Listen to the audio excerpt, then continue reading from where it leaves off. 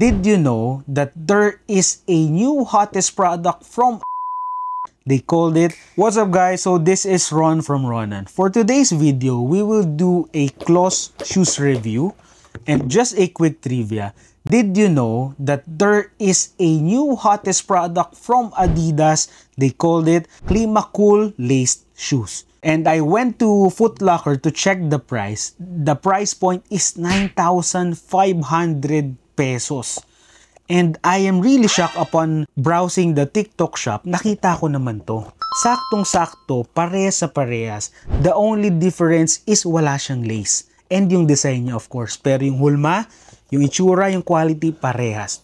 And the price for this one, this is only 270 plus pesos. Imagine how many percentage madi-discount mo. Kinalculate ko and it's around 3,800%. Anyway, they are Adidas. They are really a big brand. Why don't you give this one first a try? So They nice. only sell limited sizes and limited stocks. Ano pang hinihintay mo? Click the yellow basket, order yours now. Kasi mabilis siya maubos.